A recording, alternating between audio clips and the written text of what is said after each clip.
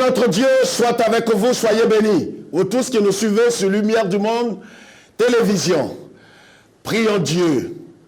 Seigneur, nous t'élevons, nous te glorifions, nous te disons merci. Nous ne sommes pas dignes, Seigneur notre Dieu, d'être en ta présence. Nous n'avons aucune capacité, aucun potentiel nous permettant, Seigneur, d'être devant toi. Seigneur, nous venons comme de vases de terre en ta présence pour être fortifiés, être bénis par toi. Seigneur notre Dieu, enseigne-nous à mieux te connaître. Enseigne-nous, Seigneur notre Dieu, à marcher conformément à ta parole par la foi. Bénis-nous et bénis ta parole. Que toute la gloire te revienne à toi seul. Au nom de notre Seigneur Jésus-Christ. Amen. Amen. Que Dieu vous bénisse, frères et sœurs, vous tous qui nous suivez partout. Soyez fortifiés, encouragés. Apocalypse chapitre 3, le verset 7 à 11. Apocalypse chapitre 3, le verset 7 à 11. Écrit à l'ange de l'église de Philadelphie. Voici ce que dit le saint, le véritable, celui qui a la clé de David. Celui qui ouvre et personne ne fermera. Celui qui ferme et personne n'ouvrira. Je connais tes œuvres, voici parce que tu as peu de puissance, que tu as gardé ma parole et que tu n'as pas renié mon nom. J'ai mis devant toi une porte ouverte que personne ne peut fermer. Voici, je te donne quelques-uns de ceux de la synagogue de Satan qui se disent juifs et ne le sont pas, mais qui mentent.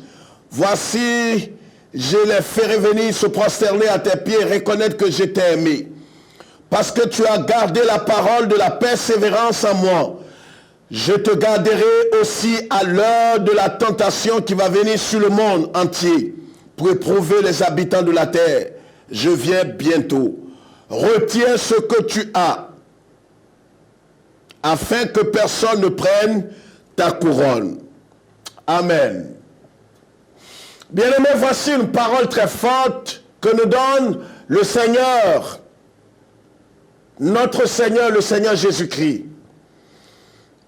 Nous savons tous que Jean, le disciple bien-aimé de notre Seigneur, a été transporté sur l'île de Patmos. Et là, Jean était ravi en esprit dans le ciel.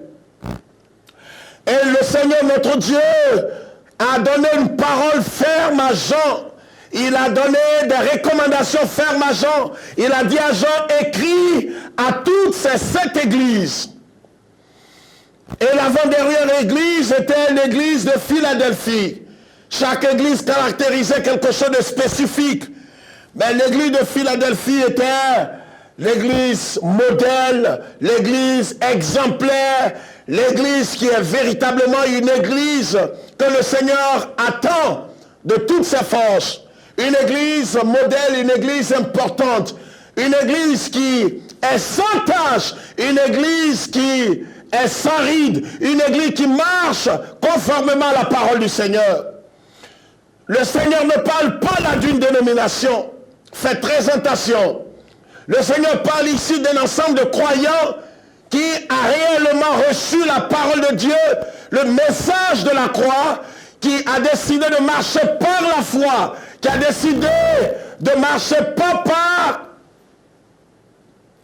le principe des pharisiens. Vous savez qu'il y a 2 principes, il y a 2 manières d'obéir au Seigneur. On peut obéir au Seigneur et ne pas plaire au Seigneur. Ne soyez pas choqués, frères. On peut obéir au Seigneur et ne pas plaire au Seigneur. C'est ce qui se fait aujourd'hui dans le monde entier, dans toutes les églises. Dans la vie de plusieurs croyants, c'est ce que nous avons pratiqué pendant des années. Nous voulons obéir au Seigneur, mais nous n'obéissons pas au Seigneur par amour. Le Seigneur Jésus dit en Jean chapitre 15, si vous m'aimez, gardez mes commandements. Est-ce que c'est par amour? Est-ce que ce qui nous motive est véritablement l'amour de Dieu, l'amour de notre Seigneur Jésus-Christ? Vous savez tous aujourd'hui que nous faisons beaucoup de choses. Et quelles sont ces choses que nous faisons? Nous voulons marcher dans le légalisme. Nous voulons marcher dans ce qu'on appelle la loi. Nous voulons véritablement placer nos vies sous la loi. Or, la Bible dit, celui qui obéit à un seul trait de la loi doit obéir à toute la loi.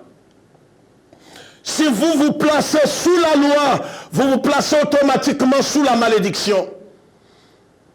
C'est très important. Ce qui veut dire que vous pouvez obéir à Dieu et ne pas plaire à Dieu. Est-ce que le tout suffit d'obéir à Dieu simplement? Non, nous devons obéir à Dieu par la foi. C'est pourquoi la Bible dit, le juste vivra par la foi. Et c'est pourquoi Hébreux chapitre 11, le verset 6 dit, c'est sans la foi, nul n'est agréable à Dieu. Malheureusement aujourd'hui, qu'est-ce que nous faisons? Nous voulons obéir au Seigneur. Nous obéissons à Dieu, mais nous obéissons à Dieu pas par amour pour le Seigneur, pas parce que nous aimons le Seigneur de tout notre cœur, mais nous obéissons simplement pour plaire, pour impressionner Dieu, pour impressionner nos coreligionnaires, pour impressionner nos frères et sœurs. C'est une obéissance stérile. L'obéissance que le Seigneur attend de nous, l'obéissance qui a été mentionnée ici, dans la vie de l'église de Philadelphie, c'est une obéissance qui est soutenue par un amour insondable, un amour profond pour le Seigneur Jésus-Christ.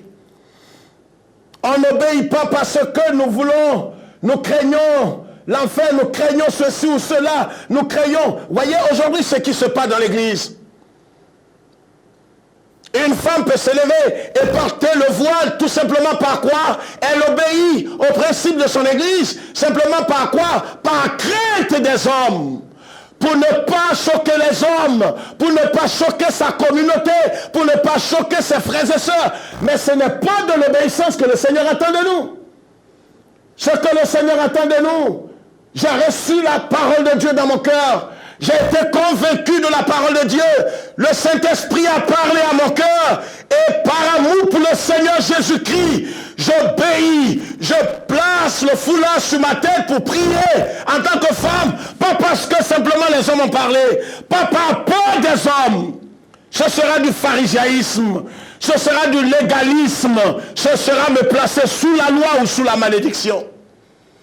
C'est comme la dîme aujourd'hui. On apporte la dîme, pourquoi? Comme un fonds de commerce, simplement parce que je veux voir mes affaires être fructifiées, être bénies. Non, on n'apporte tout par amour pour le Seigneur. Si nous devons faire quelque chose, tout ce que nous faisons, nous devons le faire par amour pour le Seigneur Jésus-Christ. Par amour pour le Seigneur, pas pour être vu, pas pour être épargné, pas pour recevoir quoi que ce soit, mais simplement par amour pour le Seigneur Jésus-Christ. Tout ce que vous faites, qui n'est pas motivé par l'amour pour le Seigneur Jésus-Christ, n'est que vanité. Bien aimé, la Bible dit ici que l'ange, le Seigneur dit, j'ai écrit à l'ange de l'église de Philadelphie, il dit, je suis le Saint, le véritable, celui qui a la clé de David, c'est le Seigneur qui se présente. Je suis le Saint, le véritable, celui qui a la clé de David, qui ouvre et personne ne peut fermer. Celui qui ferme et personne ne peut ouvrir. C'est comme ça le Seigneur se présente. Bien-aimés frères et sœurs, le thème que je voulais vous proposer aujourd'hui, je l'ai intitulé « Ce que Dieu attend de nous ».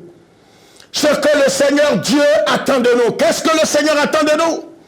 Est-ce que ce sont nos OEA, nos cris, nos transes et toutes ces choses? Qu'est-ce que le Seigneur Jésus-Christ attend de nous? Lisez attentivement ce qu'il a dit à l'église de Philadelphie.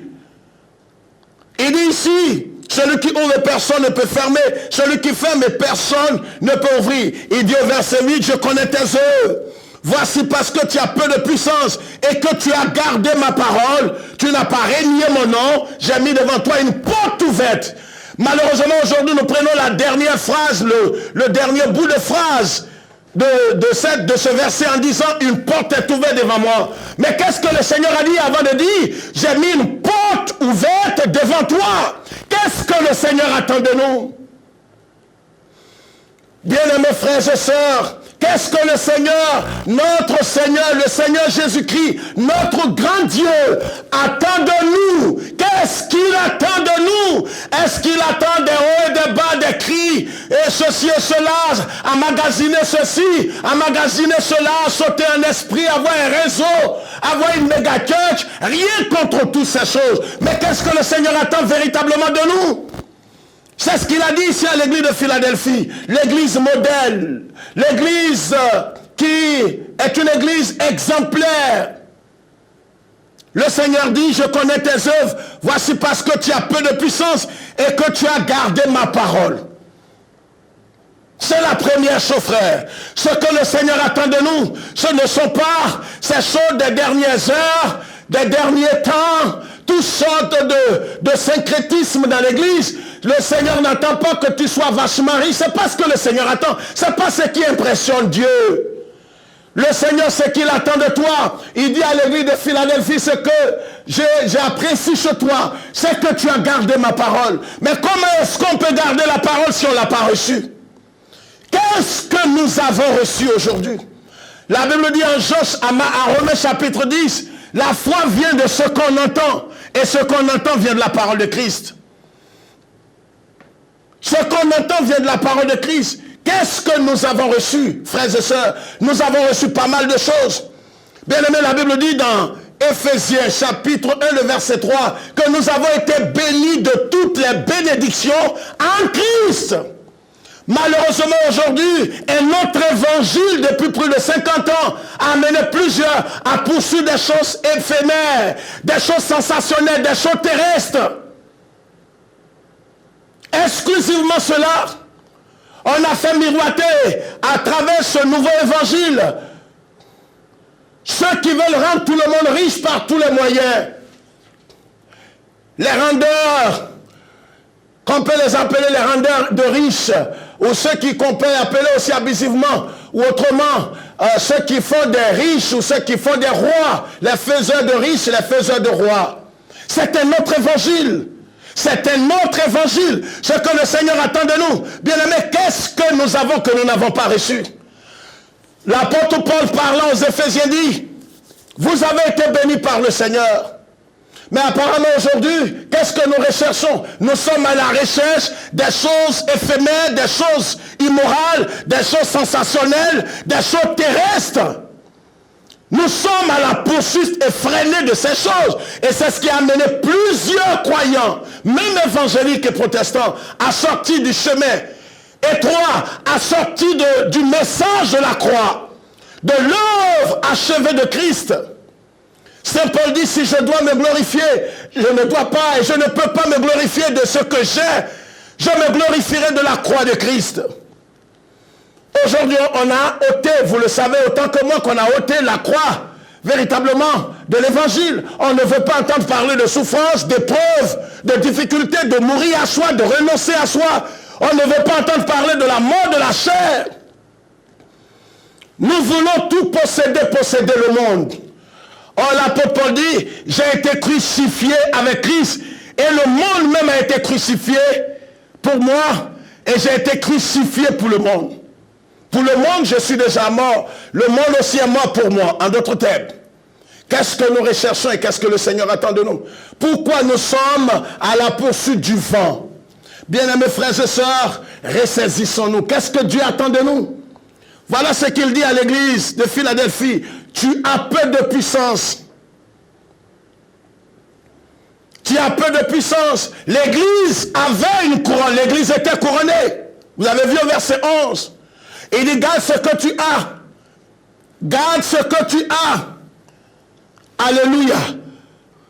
Le verset 10 dit, parce que tu as gardé la parole de la persévérance, je te garderai aussi à l'heure de la tentation qui va venir sur le monde entier pour éprouver les habitants de la terre. Je viens bientôt. Retiens ce que tu as afin que personne ne prenne ta couronne. Ça veut dire que l'église avait déjà une couronne. Vous comprenez, frères et sœurs? Quand vous venez à Christ et que, comme l'apôtre Paul le dit en 2 Corinthiens 5, 17, vous devenez une nouvelle création. C'est une œuvre du Seigneur. Vous n'êtes pas devenu une nouvelle création par vous-même et par vos œuvres. Vous êtes devenu une nouvelle création par la vertu du Saint-Esprit. L'Église avait une couronne. Mais il était possible que quelqu'un d'autre prenne cette couronne. Quelle est cette personne? Si ce n'est le séducteur, le diable, Belzébul, l'ennemi de nos âmes, que quelqu'un d'autre, le Seigneur Jésus dit, que quelqu'un d'autre ne prenne pas ta couronne. Parce que la Bible dit que le diable rôde comme un lion rugissant. Il cherche qui dévorer. Garde ce que tu as. Bien-aimés frères et sœurs, qu'est-ce que le Seigneur attend de nous? Le Seigneur veut premièrement que nous gardions la parole que nous avons reçue. C'est ce que le Seigneur attend de nous. Que nous gardions cette parole. Mais comment allons-nous garder cette parole? C'est en demeurant dans le message de la croix. C'est en demeurant véritablement dans l'œuvre achevée de Christ. C'est en demeurant dans la sainteté. C'est en demeurant dans la parole irréversible. C'est en demeurant dans ce que nous avons appelé l'amour du Seigneur Jésus-Christ. Aimer Dieu et aimer son prochain. La Bible dit que toute la loi se résume pratiquement en un seul point. Tu aimeras Dieu, tu aimeras ton prochain. Bien-aimés, c'est cela, garder la parole de Christ. Si nous ne sommes pas prêts à garder cette parole, ce n'est pas de garder la Bible, c'est de garder cette parole dans notre cœur. C'est de mettre cette parole en pratique. Pas de façon légaliste, pas pour plaire aux gens, pas pour faire plaisir à notre organisation religieuse, pas pour ne pas que les gens disent ceci ou cela, mais je mets la parole de Dieu en pratique par la foi. Parce que la foi va avec l'esprit. L'esprit va avec le message de la croix. Vous comprenez? Marcher par l'esprit, c'est marcher par la foi. Quand je marche par la foi, je marche par l'esprit. Et si je marche par l'esprit, je suis en train de marcher conformément au message de la croix. C'est cela, Saint Paul dit en Galates chapitre 5. Marchez par l'esprit et vous n'accomplirez pas les désirs de la chair. Regardez les deux enfants d'Adam, Caïn et Abel. Caïn, la Bible dit que Caïn a fait son offrande, mais il a obéi à Dieu, pas par la foi. Il a obéi de façon légaliste. Il a obéi simplement parce qu'il devait obéir. On n'obéit pas à la parole de Dieu. Vous savez, vous pouvez obéir à la parole de Dieu et être malheureux. Ne soyez pas choqués. Il ne suffit pas simplement d'obéir à la parole de Dieu. Il faut obéir à la parole de Dieu par la foi. Qu'est-ce qui vous motive à pratiquer ces bonnes œuvres? Qu'est-ce qui vous motive? Ça peut être vu des hommes. Quelle est la motivation réelle de votre obéissance? C'est de cela qu'il s'agit. Les gens disent, mais j'apporte ma dîme. C'est vrai. Ah, je porte mon foulard. Je ne porte pas de bijoux. C'est bien toutes ces choses. Mais quelle est la motivation réelle de votre obéissance?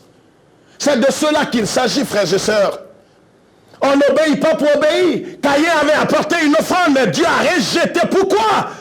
Parce que le Seigneur regarde au cœur d'abord. La Bible dit, il apprécia la vie. Il a trouvé que la vie d'Abel était agréable avant d'agréer son offrande.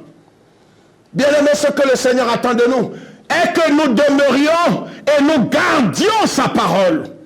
Si nous ne sommes pas prêts à garder sa parole, ici il dit à l'église de Philadelphie, tu as peu de puissance. Tu as peu de puissance.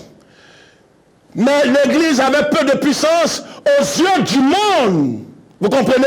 Aux yeux du monde, l'église avait peu de puissance. Aujourd'hui, les églises sont à la recherche de quoi? De la puissance, de l'onction, de ceci et cela. On vend des bouteilles d'huile, on vend des pochettes, on vend un peu de tout. On lave les hommes, on lave les femmes. L'église à la recherche du monde. L'église à la recherche du sensationnel, de tout ce qui est émotionnel, de tout ce qui est éphémère. L'église à la poursuite du monde. Or, le monde, la Bible dit, n'aime pas le monde, ni ce qui est dans le monde. Si quelqu'un aime le monde, il sera lui-même ennemi de Dieu. Et Jean chapitre 2, le verset 14 à 15. Si vous aimez le monde, volontairement vous rendez ennemi de Dieu. L'église est en train de se rendre ennemi de Dieu. Je parle de l'église. Quand je parle de l'église, je parle de tous ceux qui ont cru au Seigneur. Je ne parle pas des dénominations. Les dénominations n'ont pas de raison d'être devant le Seigneur. Ça ne veut rien dire. C'est vrai, c'est des bonnes organisations. Mais c'est parce que le Seigneur attend de nous.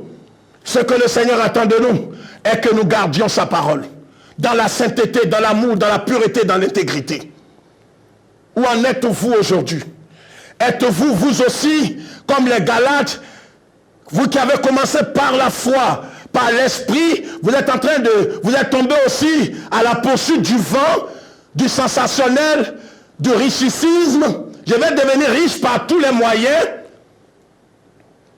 Je vais avoir une basilique pour que les gens sachent que Dieu est avec moi. Je vais avoir un réseau de frères, de pasteurs, pour que les gens sachent véritablement que je suis connu au monde. Je vais avoir un titre et c'est pourquoi je dois être sur tous les posters. Rien contre cela. Je dois être vu de tout le monde pour que je sois honoré. J'ai un titre, j'ai des honneurs. Voyez pas que c'est immoral. Voyez pas que l'église est en train d'être déchue. Voyez pas que des hommes et des femmes qui se réclament de Dieu, guides spirituels, sont en train de tomber plus bas. Aujourd'hui, l'église évangélique, la grande majorité est rentrée dans le commerce immoral. On vend tout. On est prêt à vendre des hommes. On a vendu nos âmes. Des pasteurs ont vendu leur âme, vendu leur vie, vendu leur église.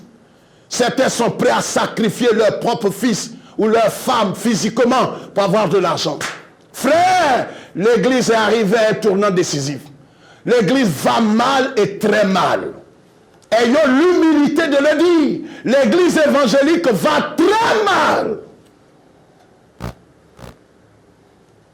Aux yeux et à la barbe de ceux qu'on appelle des pères. On vend tout. On vend des habits qui ont touché le prophète des nations illuminé. Le grand apôtre des nations qui est un voyant, qui fait des miracles à tout bout de champ. Si nous ne prenons pas garde, nous allons tomber plus bas. Gardons la parole. C'est ce que le Seigneur dit ici à Philadelphie. Garde parce que tu as gardé ma parole et que tu n'as pas renié mon nom. La deuxième chose, c'est de ne pas renier le Seigneur. Aujourd'hui, plusieurs sont en train de renier le Seigneur indirectement. En quoi faisant?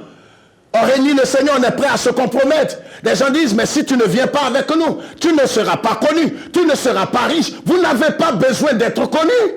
Vous n'avez pas besoin d'un honneur des hommes. Vous n'avez pas besoin d'accréditation d'une organisation religieuse. Restez ferme.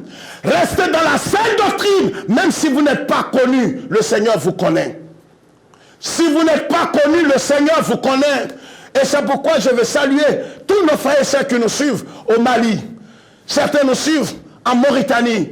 Des serviteurs de Dieu qui se retrouvent pour prier ensemble après les messages. Je vais saluer aussi un petit groupe dans une petite ville en Côte d'Ivoire, à l'ouest de la Côte d'Ivoire, ici à une petite ville, où des pasteurs se retrouvent ensemble pour prier ensemble après le message.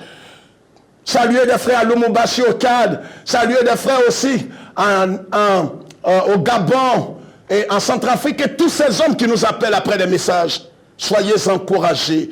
Nous n'attendons rien du tout des hommes. Nous n'attendons ni honneur, ni titre. C'est pourquoi, frère, ne soyez pas ridicules. Il y a des frères qui nous appellent éminence, révérend pasteur, bishop. Arrêtez tout ça. C'est ridicule. C'est immoral. Laissez les titres de côté. Nous sommes des frères. Nous ne sommes pas meilleurs que vous. Si nous nous tenons ici, c'est parce que nous avons trouvé grâce aux yeux de Dieu. C'est ce que je reconnais. Je ne suis pas meilleur que des éminents, des serviteurs de Dieu qui sont dans des petits villages reculés en Afrique.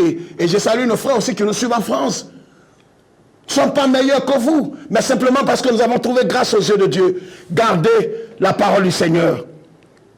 Ne vous compromettez pas. Ne diluez pas la parole du Seigneur. N'allez pas rejoindre ces fossoyeurs qui deviennent de plus en plus nombreux dans tous les pays africains. Des vendeurs d'illusions qui font venir toutes sortes de faux prophètes, qui côtoient des faux prophètes, des faux apôtres pour vendre de l'huile, vendre des pochettes, vendre toutes sortes de choses. Ils vendent même la délivrance. Et par des pratiques ignobles et des pratiques immorales. Et ça, les chefs religieux qui dirigent les fédérations ferment la bouche. Pourquoi? On ne sait. Ce que le Seigneur attend de nous. Premièrement, garder sa parole, ne pas renier son nom. Troisièmement, il dit, qu'est-ce qu'il dit? Il dit, voici des gens de la synagogue de Satan. Vous savez, même quand l'église est en train d'avancer, la synagogue de Satan est encore là aujourd'hui. Vous comprenez, ce n'est pas moi qui le dis. Le Seigneur Jésus qui le dit. La synagogue de Satan. Il y a une synagogue de Satan dans tous les pays africains. Dans toute l'église évangélique, il y a une synagogue. C'est un ensemble de faux serviteurs. Ils peuvent être plus prospères, ils peuvent être pauvres, ils peuvent être... Mais regardez leur vie de près. C'est des fossoyeurs, des loups ravisseurs, des voleurs. C'est des voleurs, des sorciers. Mais qui ont la Bible, c'est des sorciers évangéliques. Et fuyez-les. Ne vous associez pas à ces gens. Des gens nous appellent pour nous menacer de mort. Ça devient maintenant, le dit que c'est rayé. Ça ne nous fait plus peur. Je vous l'ai déjà dit, si vous ne pouvez pas respecter la parole du Seigneur, alors débarrassez le plancher. Quittez les évangéliques. Donnez-vous un autre nom. Quittez notre milieu. Nous ne voulons pas de vous. Nous n'en pouvons plus. Nous n'en voulons plus de vous. Débarrassez le plancher, s'il vous plaît. Vous ne pouvez pas rester là, être des PD, des lesbiennes, des voleurs, des dealers, et continuer de porter notre nom, porter le nom des évangéliques, et vous réclamer de notre Seigneur Jésus-Christ. Nous n'accepterons pas cela. S'il vous plaît. Ce que le Seigneur attend, c'est que nous gardions sa parole. N'allons pas mélanger la parole de Dieu avec ce nouveau évangile. Restons fermes dans la parole du Seigneur. Ne régnons pas le Seigneur.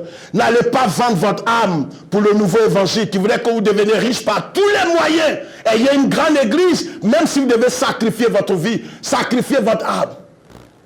Le culte de la croissance de l'église, le culte, c'est de l'idolâtrie. On a oublié que c'est le Seigneur qui a ajouté à l'église ceux qui étaient sauvés. Aujourd'hui, on a des stratégies mercantiles, des stratégies immorales pour agrandir l'église et pour amener l'église dans une croissance. Dieu veut que l'église grandisse, mais on a des stratégies humaines pour amener l'église dans une croissance. Bien-aimés frères et sœurs, voyez, cette église, apparemment, n'avait pas de puissance. Une puissance, le Seigneur dit, tu as peu de puissance. Parce que les hommes veulent des choses sensationnelles et émotionnelles. Gardez la grâce que vous avez. N'allez pas chercher des fétiches chez des vaudous pour paraître. Le Seigneur dit à Philadelphie, tu as peu de puissance. C'est pas qu'elle n'avait pas. Parce que sa puissance, c'était Jésus-Christ lui-même. C'était le Seigneur Jésus qui était sa puissance. Mais peu de puissance vis-à-vis des hommes. Peu de puissance vis-à-vis du monde. Le monde, ceux qui voulaient des choses sensationnelles. Vous comprenez?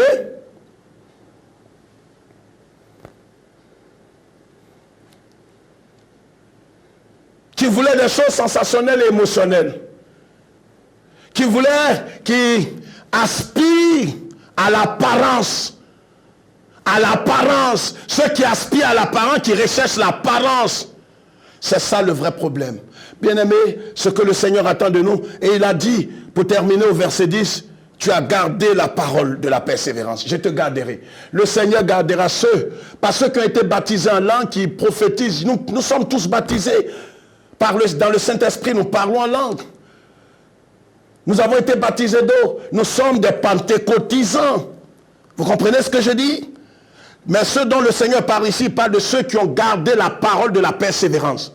Le Seigneur les gardera dans le temps de séduction dans lequel nous sommes. C'est le Seigneur qui garde les serviteurs, les chrétiens. Si nous ne gardons pas la parole du Seigneur, en demeurant dans la ferme parole de Dieu, la parole irréversible de notre Dieu, si nous diluons la parole, si nous trafiquons la parole pour avoir de l'argent, avoir la gloire humaine, avoir l'honneur des hommes, le Seigneur ne nous gardera pas dans le temps de séduction. Gardons ce que nous avons reçu. Nous avons reçu le pardon des péchés. Nous avons reçu la nouvelle naissance. Nous avons reçu le baptême dans le Saint-Esprit. Nous avons reçu toutes ces grâces selon Éphésiens chapitre 1 verset 3. Qu'est-ce que nous cherchons? Si ce n'est des futilités, si ce n'est de quoi encore? Des choses artificielles. Qu'est-ce que tu cherches, frère? Pourquoi tu tournes de pays en pays, de pasteur en pasteur, d'église en église? Qu'est-ce que tu recherches? La gloire humaine, elle te perdra. La richesse de ce monde, elle te perdra. Ce que le Seigneur attend de nous, c'est de garder sa parole, de ne pas renier son nom et de rester ferme dans la foi jusqu'à ce qu'il revienne. Bien-aimés frères et sœurs, voilà ce que nous avons voulu partager avec vous. N'allez pas au-delà de ce que le Seigneur ne vous a pas dit. Gardez fermement et jalousement dans votre cœur ce que le Seigneur a accompli dans votre vie. N'allez pas vous compromettre. Restez ferme. Restons fermes dans la parole, le message de la croix, qui nous amène à savoir que nous n'avons aucune puissance, aucun potentiel propre, mais nous sommes ce que nous sommes par Jésus-Christ seul. Que Dieu vous bénisse et que le Seigneur vous fortifie. Soyez bénis et soyez encouragés. Le temps est arrivé de lever la tête et de revenir dans le droit chemin. Le chemin étroit et le message de la croix.